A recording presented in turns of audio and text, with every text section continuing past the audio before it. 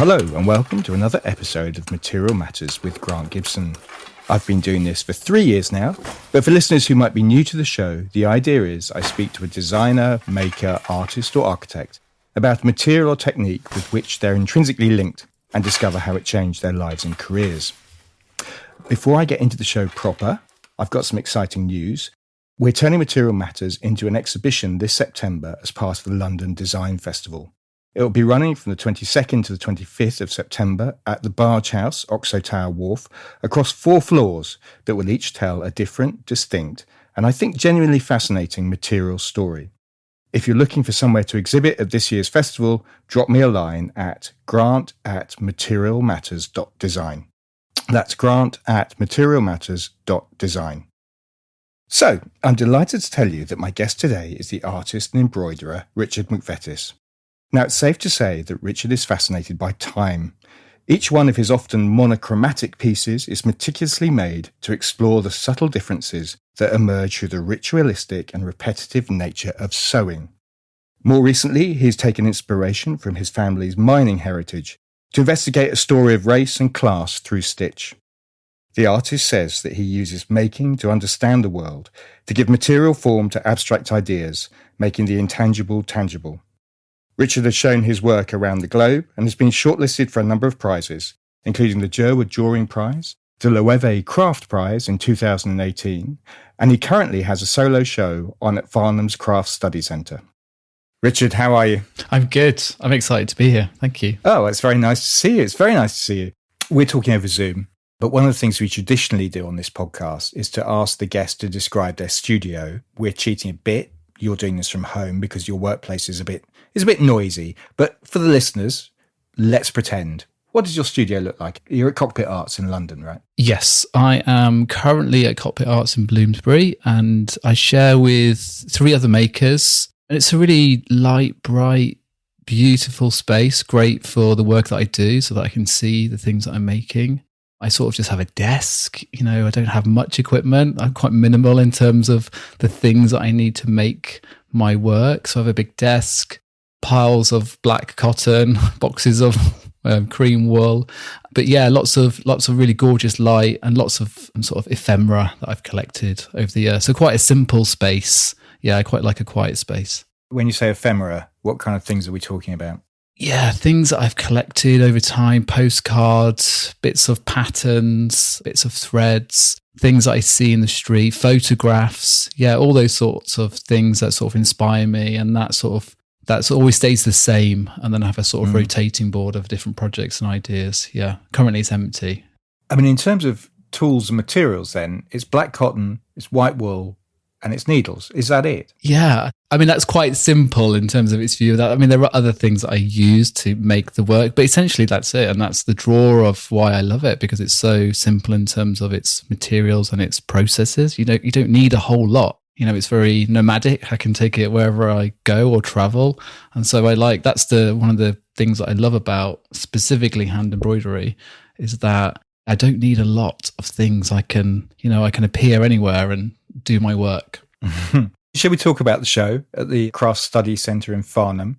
How did it come about, and how did you go about deciding what pieces you'd display? So I met Leslie Miller, who is the director of the International Textile Research, which is at the Craft Study Centre. And Leslie Miller she's run the textile course there for many, many years and very well established within textiles. I think when I was doing my foundation, she put on an amazing show called Textural Space at the Whitworth in 2001. So that was my first time that I'd seen any of her work. So she approached me along with Simon Olding, who's the director of the Craft Study Centre. Yeah, and they didn't sort of commission new work, but gave me the space. I mean, how exciting to have all that room.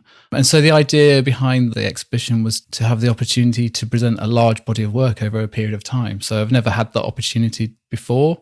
A lot of the works are not made in isolation, but made in sequence. And so to see them all together in one space, it was really exciting, yeah. I mean, quite often a show like this signals a turning point in an artist's practice, closing a book maybe on one type of work and opening another. Is that the case for you? Maybe. That's quite an open-ended question. Maybe. I mean, I was asked to do the exhibition in 2019, so it feels like that book has been open for a while, and because of COVID, everything was sort of held in place.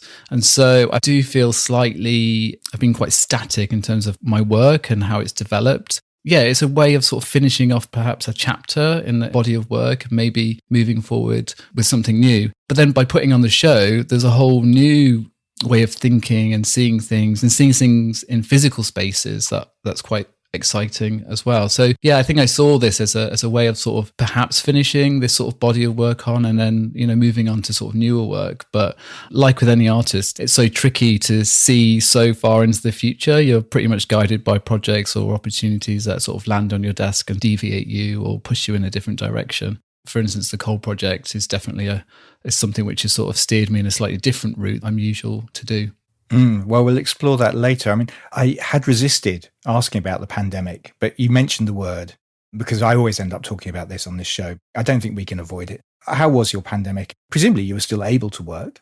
Yeah, I mean, I'm probably more fortunate than a lot of people in my studio who require lots of equipment. So I could work from home, but I wouldn't say it was completely easy. And, we lost lots of opportunities to make money and survive as an artist. But I think I was able to really capitalize on this Zoom world that we live in and teach people. A lot of what I do is also about engaging and reaching out to people and teaching them how to sew. And so I was able to do that. I pretty much worked non-stop, but probably the busiest I've ever been, just teaching people how to sew, but, to see the potential of stitching and drawing through process. So I was able to connect with hundreds, thousands of people across the world. I mean, it was a really incredible opportunity. So was this on YouTube or where did you do these sessions? It was all on Zoom. And I worked with institutions. I worked with Tate, did a Tate Live workshop, the Institute of Making. I worked with sort of brands like Toast, to really sort of take that message out. And I had a captive audience. Everybody wanted to do stuff with their hands.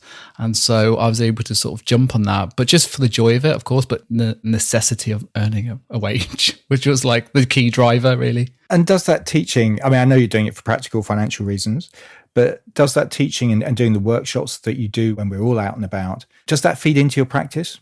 Yeah, I think it absolutely does. And I learn a lot from that because very much a lot of the narrative around my work is about making and connecting and the joy of slowing down. And so be able to talk with other people and share that idea, that sort of convivial aspect of textiles, which is so prevalent within that world of being able to sit around a table and sort of enjoy the slowness. I felt like it was even more important. A lot of my work is about putting that internal world into material form. And I think everyone had a lot of feelings to get out over the last 2 years. And so making and teaching absolutely does inform, a big part of my practice for sure. One of the things that visitors will notice when they go to the Craft Study Centre, other than the technique and the material, is this distinct lack of colour. I'm looking at the screen now. There's a lot of white and grey and a bit of black and some lovely shelving. Do you distrust colour, I wonder? Absolutely not. No, I absolutely love colour. And I spent the last 4 days in Stockholm taking pictures of colour. So I don't shy away from it. And the screen doesn't allude to the two big giant yellow cushions that are adjacent to create my sound. You need to bring those into shot. Yeah.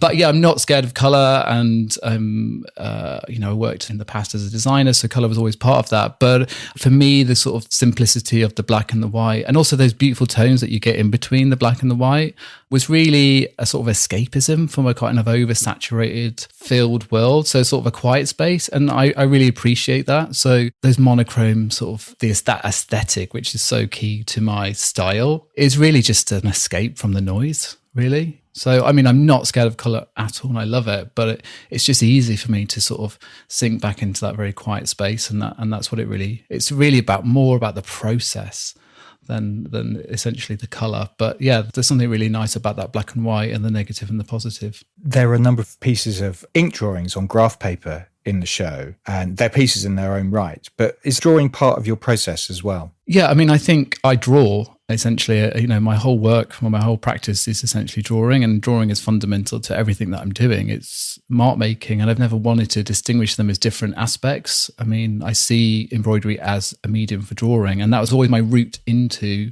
making with stitch, that I was able to see that association, that connection, transform that idea of the flatness of the paper onto the fabric. So that's what I'm always trying to achieve, is that flatness.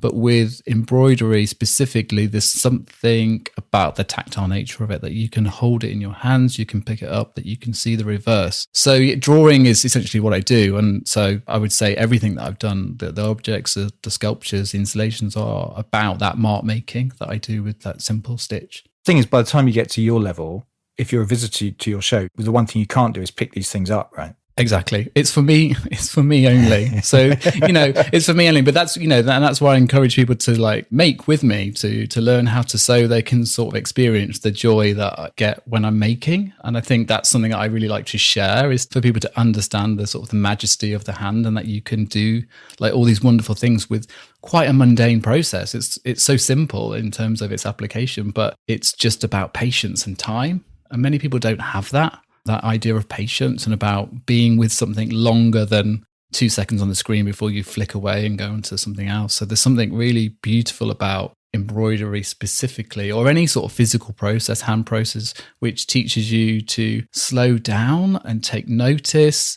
And it teaches you patience. I think everyone's always in a bit of a rush now. And that's a bit of a digital sort of cliche now, isn't it? That everyone's sort of out of time and not able to slow down. But this really does force you to do that. I think the majesty of the hand is a lovely turn of phrase, by the way. I'm going to have to nick that, I'm afraid. Oh, good. You can have that. Thanks very much.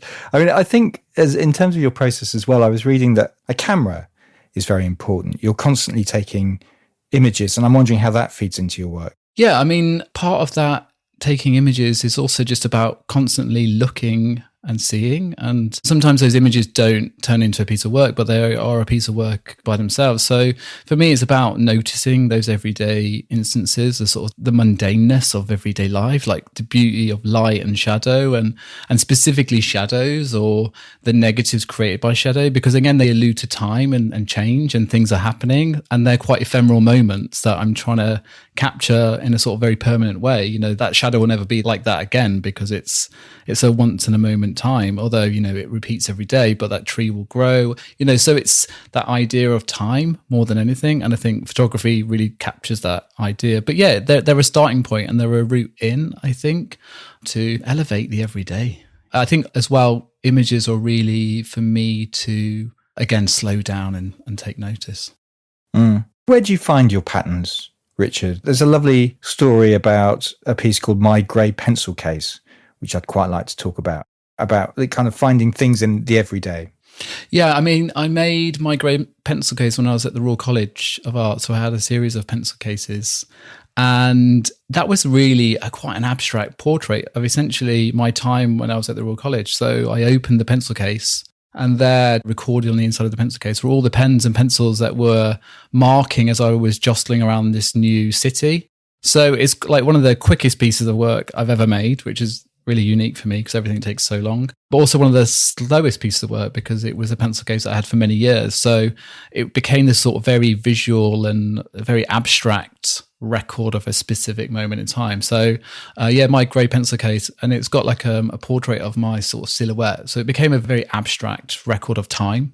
Yeah. Is it important that people can recognize that? Presumably they can't recognize that instantly. They'd need to read and discover that. And is that part of what intrigues you about your work, or why you make your work the way that it is? Yeah, I think there are many routes into my work. And I think maybe the first instance is probably visual and aesthetic. So that's always the first thing in. And I make work that I like to look at. But for those who are sort of more interested and want to slow down and look a little bit further into the work, there are other narratives that I'm trying to build into that idea. And so, so the first route is always the visual and the aesthetic. I like making things that I like to look at, but also there are multiple levels to everything. And that's what's really exciting about a piece of art, is that if you want to, you can explore more. And that's you sort of capture them with what it looks like, and then there's another sort of reveal or aha moment when they lean into, like, maybe read the title or read the statement. But it's not always important for everybody to know everything about a piece of work. I make work for myself, as a way of sort of, figuring out the world. Just want to hang on to time. It's beginning to sound like Cher or something. But just to concentrate on time, because I'm intrigued as to why it fascinated you. There's a lovely moment in the essay in the show's brochure that Annie Warburton wrote, who's the CEO of Cockpit, where she describes time as your primary material. Would you agree with that? And where did this interest in time start? Yeah, I mean, it was an immediate thing.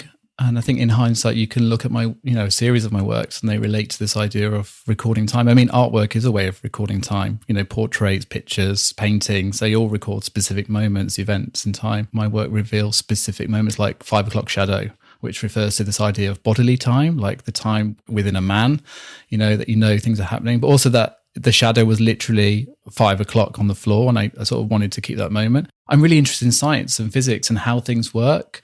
And so one of the first questions that anyone might ask within my process is, it's like my least favorite question, I would say, is how long does that take to make? It's a classic question that every maker/artist gets asked, right? Yeah, all the time. And so a lot, when I made a project called Units of Time, it was about, I didn't know how long things took. I knew it took a long time. So it became this idea of visualizing what time was. And I've always been interested in the nature of time, like physics or how things work or quantum mechanics. And so it started me down a sort of a wormhole of interest. I like the mundane aspects of sewing and that I can explore quite complex things like science. So I'm really inspired by Carlo Rovelli or Stephen Hawking and the way they visualize or describe time. And so I think stitch is a perfect metaphor, because the first thing you see with embroidery is this idea of time. You can see it literally embedded in the fabric. That's a really interesting thing, and that each stitch is almost like a comma or a full stop, this sort of mantra. It becomes this record of lived time. And I really love that idea that Annie talks about, because that's that book that I read, Order of Time, and this idea of quanta and this idea of these frenzied marks swarming around on the surface. And that was, I was able to, stitch for me as that visual link, that metaphor, how it connects to this idea of time. So yeah, it's a completely fascinating subject. Yeah, I mean, I distinctly remember having a moment with your work at the Crafts Council's Fair Collect in 2017. I mean, previously I think I'd seen images of it, and I don't think I'd really appreciated what you were doing. But then you did this piece called Variations of a Stitch Cubed, which was all about the number 60 and the way we measure time. Your first cube had 1 hour of stitching, the final cube had 60 hours of stitching. Obviously, there were 60 cubes. And as you say, it gets around that question of how long did it take you to make this? Was that the moment where this is going to be the absolute kind of epic moment of my thinking around time? Yeah, I think it was absolutely that. And I think I wanted to make a large scale piece of work, but with this same idea of scale. And also that time is subjective. I think that was the key there, that, no time is universal, although they try and make it universal, but time is subjective and that it sort of emanates from each of us. So that piece of work was really quite a subjective take on time, because 1 hour of sewing for me would be very different to 1 hour of you sewing. So you get this very abstract representation of time. And so this sort of fake reality, what is time, and this sort of material that because it is a sort of a material that everybody gets, but doesn't have you can pay for more time and you can pay people to do things for you, so you get more time. But, what is time? What does it look like as a physical thing, both as a material that you can touch and hold and move around? So yeah, that became a sort of an altarpiece to this idea of time. So I was really interested in Babylonians, Sumerians, and reading this beautiful book like The Human Cosmos, and how this number 60, developed by the Sumerian sexagonal system, has still so rooted in our modern life, 60 seconds, 60 minutes. So it was sort of an altarpiece to this idea of time. And both that grid format gives this idea of how we try and control time. For me, it's about control. Like embroidery is that idea of trying to slow down a very specific moment, to stop things rushing away from me and to be present. So that project became lots of different things. Do you need to be in control, Richard? Is control important for you? I think so, yeah. So I sort of channel it in my work, because I think otherwise it would be a nightmare to be around. Although I would say, I'm quite laid back in other things, but when it comes to sort of space and being at home, then I think there is this idea of being slightly overwhelmed, and the process of making is a sort of quite a cathartic process. It allows me to, it's sort of a meditation. I don't like saying the word wellness, but, it is a sort of therapy, absolutely. And then I can use it to explore really interesting things that I'm interested in. I like coming back to this simple tool that I can toggle from, maps of lights to stories of my family to ideas of time, or things that I just like looking at. So it's a great sort of armature to be able to explore these different interesting things. You've described yourself as an introvert and a perfectionist. And I'm just wondering if embroidery, well, it sounds as if it is, embroidery is a good thing for an introverted perfectionist. Maybe, I would say. Maybe I'm not a perfectionist anymore. Again, we were having a discussion this weekend about being slightly highly sensitive rather than introvert. So I'm quite sensitive to everything around me. But there's a perception that all my work is very perfect. And the illusion is that it is, but all the stitches are completely different. So I never unpick or never redo things. But the simplicity and the tininess of it all, I make it so small that people just can't see it, essentially. I think the embroidery police would probably have a few words with me because the stitches are not even. But, for me, it's not about being that perfect. I would definitely say it's a control aspect for sure. And I've been doing it for such a long time now that I am good at it. It's sort of unconscious, the stuff that I'm making, and quite often I'm not looking. So, yeah. Because you've also described yourself as meticulous and obsessive. Doesn't sound like you're that meticulous in that case, or you're becoming more relaxed. I'm not sure. I think as I get older, probably less relaxed. And I think who can be relaxed right now in the world that we live in? So, again, it's that way of sort of channeling and that little bit of control. All my work is meticulous and tiny. I love tiny things and I like making small things. I think small things can reveal things about the big world, so looking down and looking close at patterns or ideas of scale, things like how the world works. So when I talk about physics or science or architecture, all those sort of things I'm exploring within my work. Why the interest in cubes? Yeah, I think I've always been really interested in maybe the work of Sol Lewitt, but I think it probably stems back to just being a kid and playing with like Lego. It's very superficial. That's not superficial. If I think about the happiest points in my life, I think it's definitely been about playing with materials and this idea of building. But I love the simplicity of a cube. It sort of rationalizes things and it's a nice container. So this sort of fundamental shape, which helps you organize and control. I think, again, this idea of control, to apply it onto a system like a grid or a map, I think absolutely sort of reveals a lot about me. Can we go right back and talk about really why textiles and embroidery in the first instance, Richard? There are gender issues around sewing. It's ridiculous, but there are. It wasn't that long ago that the UK Crafts Council did an exhibition called Boys Who Sew. I think it was 2004, maybe. So what attracted you to the material in the first instance? And do you think perceptions of the material and of the technique have changed in recent years? Yeah, my route into textiles specifically. So I didn't have any sort of history with textiles. So I never really thought about it as an area that I would be interested in. But by doing a foundation course and having my interview with a foundation tutor, and the first thing him saying to me, seeing my work, was that, "Oh, you're a textile student." So I quizzically looked at him and I always thought that I would be interested in sort of graphics and sculpture. So I'd never really thought about that. And then by the end of that foundation year, being within textiles, and then of course my tutor suggesting that I go and have a look at an embroidery course at Manchester was completely crazy. I always thought that's so strange within a year to sort of change my mind. Did you ever quiz your tutor as to what they saw in you that led them to think that textiles was the route for you? Really about surface, and I think about being that sort of meticulous nature, which is very in tune with people who like textiles, up close things, very detail orientated work. And I think going to Manchester there were many reasons for wanting to do that course. And I would probably lie because I would say hand embroidery was not part of my foundation and I'd never done it before. So why would I want to do embroidery at Manchester? Well, I was really blown away by what they were doing with it and the sort of definitions of it, how they were challenging what embroidery was. And so it was really a chance encounter, seeing the degree show and thinking, oh, actually, this is quite interesting. I saw a guy on the course. I remember his name and his work. And I thought, oh, and by seeing him, I was able to sort of see myself there. I think there was only like one guy on that course then. And so I was able to see that sort of connection. And I loved his work. He was doing these beautiful drawings. And I thought, okay, I could just be here and draw.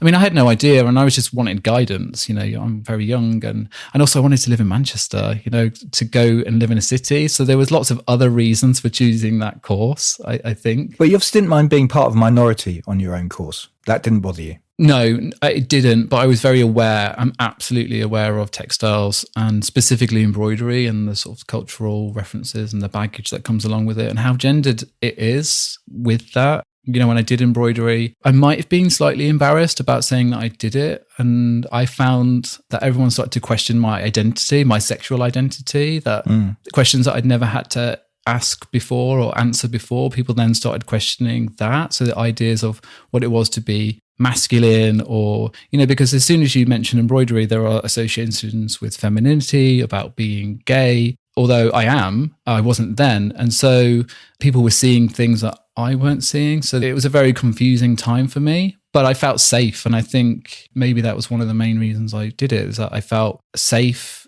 being with all these women in this space. I grew up in the 90s on an estate in Rugeley in Staffordshire, and it was just it was pretty height of lad culture. So I was sort of maybe trying to escape all of that. It's easy to sort of look back in hindsight and try and psychoanalyze all of that. But I think... Let's try and do that now. Because I'm quite keen to talk about your background. You were born in South Africa, but returned to the UK when you were 10. Your dad and your grandfather, and I think many of your mother's family were miners. What was the McVetis household like? Were you encouraged to make? Was art part of what you did on a day-to-day basis? Yeah, so I was born in Witbank in South Africa, but we grew up in the middle of nowhere. So my dad was a coal miner there. We lived on a village, or coal mining sort of village, right next to it. And so it was a very nice life, but very sort of hands-off, I would say. We were just encouraged just to get out of the house in the morning and don't come back till tea time. So it was very that sort of life. I mean, art was really not part of my life at home. I would say that my dad, when we moved back here, he was very, the first thing we did was go to the library and get a library card. So he was a really avid reader. But at home, it was very hands-off, sort of play with your toys, be quiet, that sort of thing. But that's sort of a normal... many families did that. And so when I look at other people's families now who do all these extensive activities and events, I was like, my life wasn't like that at all. But I had a great time in South Africa because I was with my friends and we were outside building and, just living a very outside life in the veldt at the back. So it was absolutely fine. But there was none of that sort of active encouragement of art or education, I would say. And presumably you're in apartheid South Africa. I mean, were you aware of apartheid at that age? Yeah, I mean, I don't think I was totally. I lived on this mine and then next to it was a township. And I was very aware that we had a maid and there was a gardener that came with the house, and it's only in retrospect, in sort of hindsight that I can look back and question and wonder what was going on at that point. And we left in 93 when, Mandela became the president and there was huge things changing. I remember at school, I went to a white school, so there was no black people at school. And I remember the first black person that started the school, it was quite, I was 9 and then there was this new boy in the class and he was the only black person in that school. So I was there at this sort of transition phase. I remember having the army outside the school because they were worried about trouble. So it wasn't until I was 9 or 10 that I started to really notice. But of course, I had no context. I didn't know what was going on. But I do always wonder what my mom and dad thought about it, And I've done subsequent research into that and I've tried to find out why and ask questions. And so it sheds a whole new light on my life there. I was enjoying this very privileged white life with a lovely house and we had a swimming pool, not at the house, but down the road. It's very strange to think all of that was at the expense of other people who lived in that country. There's a book that you mentioned quite a lot in the various interviews I've read of yours, Rendering with Pen and Ink by Robert W. Gill, that seemed pivotal for you. What age were you when you discovered it and what effect did it have on you? My art education really only started when I came back to the UK because education in South Africa was very academic and sort of nothing creative was encouraged really. It was sort of sport, maths and science. And so I discovered that book when I came back to the UK. I've always been drawing. And so I was always drawing in South Africa. My mom would buy me comic books and I would copy the comic books and draw. So I would just draw all the time. So drawing was not a new thing. It was something I gravitated towards straight away. But when I started doing design technology, I found that book very early on when I was 11 or 12. And so that became a beautiful book. I really wanted to be an architect because I learned how to spell the word architect so that I could become it, but it never happened. So that I could be that architect. And that book was really... So what age were you when you wanted to be an architect? I think I was 9. I was in South Africa. Young. Yeah. Looking in the dictionary at my friend's house and we all had to choose a career, what we would want to aim towards. But yeah, drawing has always been the most fundamental thing. And that book, quite important in terms of seeing the world and then giving it tone, giving it line, being able to sort of represent the world around me in this drawing. And I guess by the time you were you're old enough or the right age, the notion of following your father down the pit didn't really exist. Did you enjoy schools? Were there other paths you could have followed? yeah, I feel very lucky that one generation later that I didn't need to go to a coal mine. So but there was obviously no coal mines left. So it wasn't really an option at all. That sort of post-industrial England and Scotland had disappeared. So there was none of that there. I mean, I didn't love completely school, but school got better as I did A-levels and foundation and art and found my sort of tribe of people. So it definitely became easier, but I could have done science or could have done maths or something like that. But it was really art as my way in. And my dad died when I was 16. So I never had to really deal with that sort of like coming out, telling him I do embroidery, telling him that I'm gay. And art was really my way of sort of coping with all of that. Art became my way of dealing with everything. So I just immersed myself completely in my A-levels into my studio and just stayed there and made work for those 2 years. It was really sort of saved me at that point, I think. When you did come out, was your mum alive at the time? And I wonder how she dealt with it, because it must have been quite tough mining people, right? Yeah, I mean, I was definitely scared about, revealing that part of me. And yeah, I don't think my mum dealt with it very well, but she did. It was fine after a few months and I absolutely loved her and she embraced everything about me after that. But yeah, it was very difficult to do that, to come from, quite a restrictive, I didn't know any gay people. No one was gay. There were many gay people, of course, but there was no one there. So, embroidery, art, all of that helped me discover myself. Absolutely. And I think it was part of that process for sure. So yeah, no, I wouldn't say it was easy at all, but it was something we got through together. Yeah. Quite intriguing. The family was originally from Lithuania. So McVetis isn't actually the family name. It was given to who?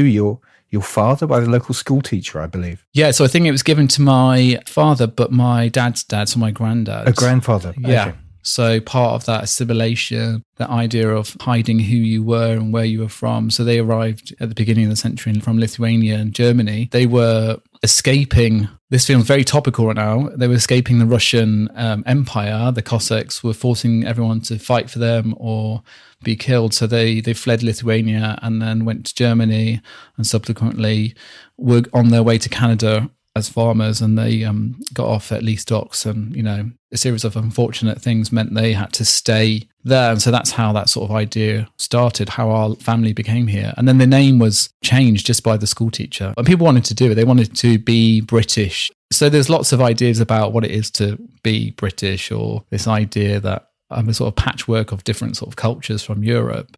Interesting. I mean, because you yourself came back at the age of 10 from South Africa and initially settled back into the family home in Scotland. Subsequently, you moved in with your mother's family in Rugeley, and your dad worked on the production lines of Armitage Shanks. Do you remember that move? It must have been quite an adjustment. Yeah, I mean, I remember getting the flight, being on a very long flight in my shell suit, I remember. Says everything about the time there. Yeah, we arrived into Scotland. Yeah, it was an absolute culture shock. Yeah, I came back to darkness and snow in Scotland and to this very inside life, into tiny houses. I think it was a huge adjustment for me, but I think more so for probably my mom and dad to come back and to be so reliant on the family again. We lived in the loft for a few months, sort of a conversion, and then my dad couldn't get any jobs because, the sort of the legacy still of post-industrial Britain meant that he had no skills that nobody wanted. So that forced us to move back to my mom's hometown. And again, he really struggled to find any sort of jobs. He was 56 then, so really hard to find a job at that age. But he eventually found a job at Armitage Shanks, which is right next to Rugeley, where he worked on the production line, yeah. Coal and your family's relationship with it is the focus of your piece, Coal Seams, that's in the Farnham show. I mean, can we discuss what that looks like and how it works? Yeah, so I made a piece called Coal Seams, and this idea of coal and the landscapes and this idea of this material being quite a crucial material within many people's lives within Britain. It was quite a poignant material which helped shape the country, which grew the country into this powerful, dominant colonial power. And really the coal was the fuel of it. So that project really wanted to look at how coal shapes our lives. So the piece is a real play on the word coal seams and the seams of clothes. So the seams of clothes shape garments, but also coal has shaped our lives. So I was really interested in this idea of geological time, this material from over 300 million years ago, and how it has played an important role and how it still plays an important role in shaping the human story, but specifically my link and my family's link to the landscape and how my father migrated to wherever the coal was. So he was really rooted to landscape, nomadic almost, following the material to find a job to, support his family. And so that meant that he would, he started in Scotland as this apprentice craftsman at the age of 16, which I can't even imagine thinking about in 1957. And I've got his old sort of sheets and forms, and it's like this apprentice craftsman in mining, this idea of craft of a material.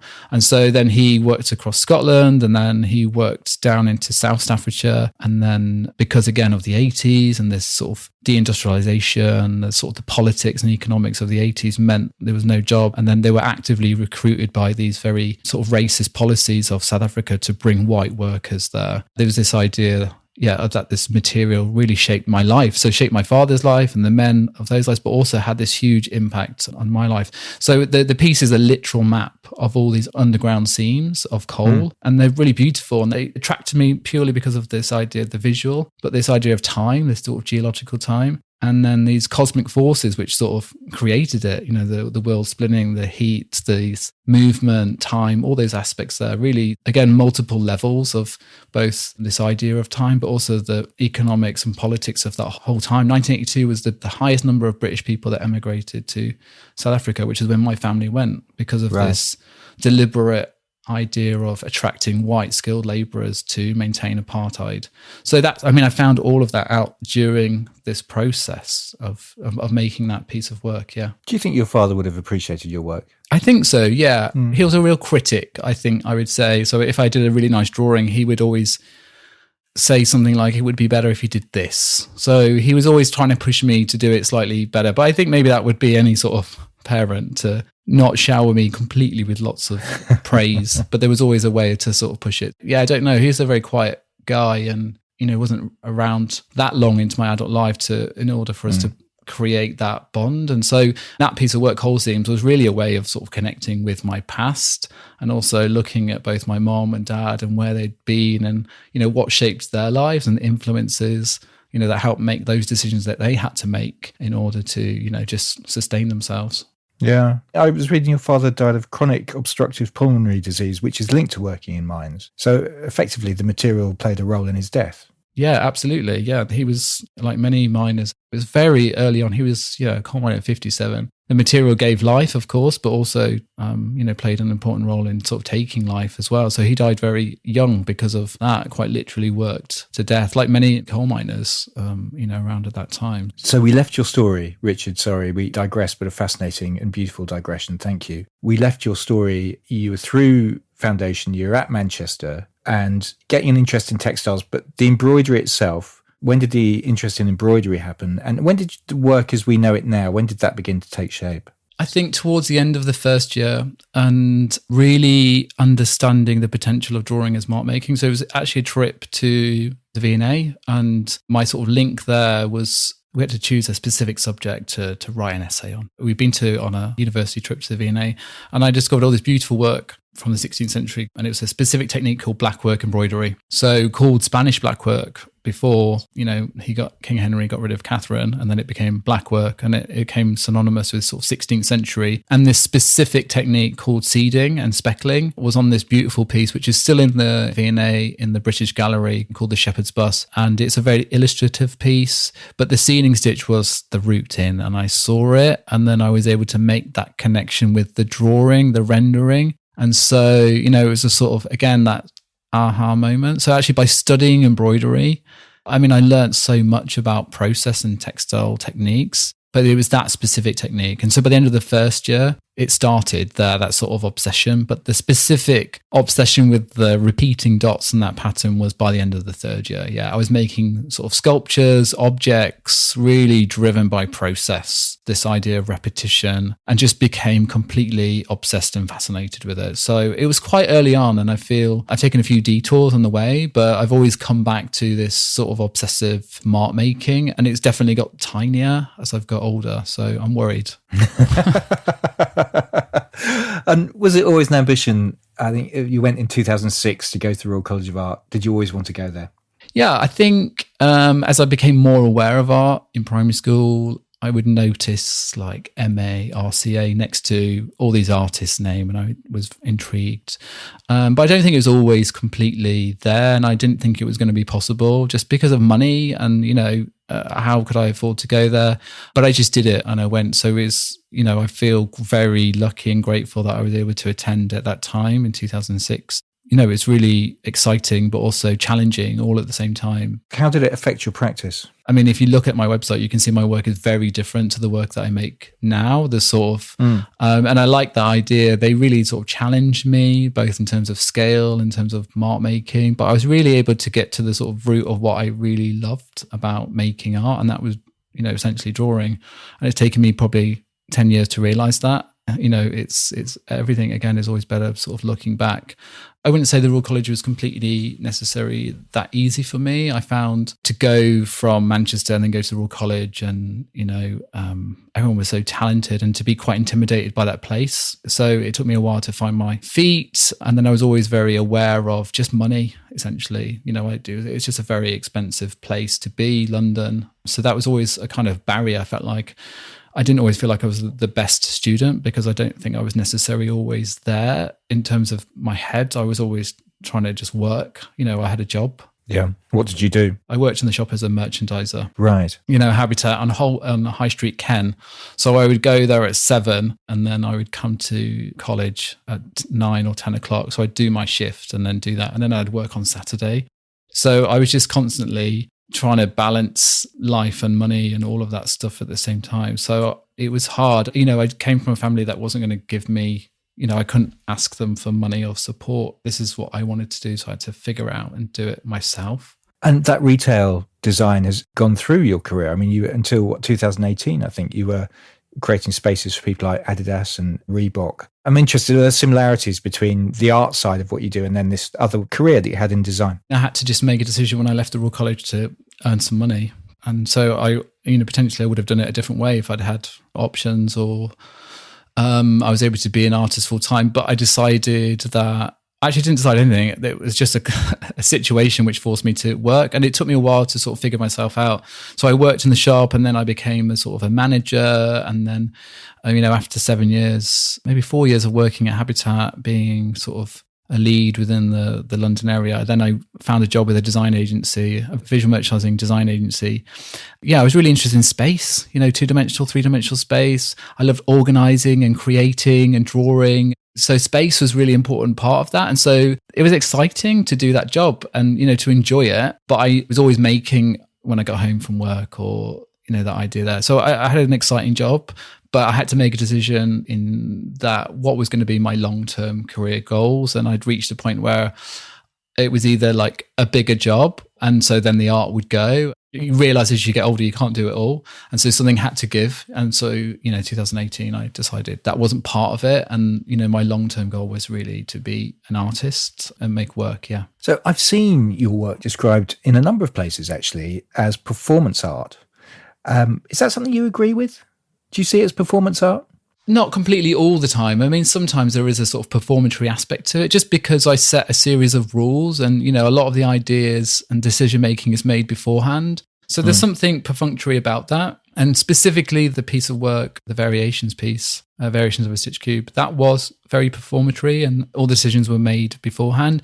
And this idea of me just sat there and doing it becomes a sort of performance, but I do it sort of in a very private space. I was going to say, you don't work in public. No. And I have done it. I've done it once where I sat in a gallery and I stitched and I hated it. I hated every single moment of it. Why? Because I don't like that sort of attention, that idea of drawing attention to myself. And again, this idea of a man sewing on a cube, it just becomes a little bit of a spectacle. And, for me, it's not always about that. I mean, I'm very self-conscious, I would say. So don't really like to draw attention to myself. And then I'm an artist and, have to put myself out there. So it's like, I find that quite difficult to deal with. But there is a sort of a performance aspect to it, I think. This idea of time, because time is a sort of a performance piece. And I work in durational sections, so almost like a stage set. So there are scenes and things that I do. So yeah, there's a little bit of that, but it's completely private. Absolutely.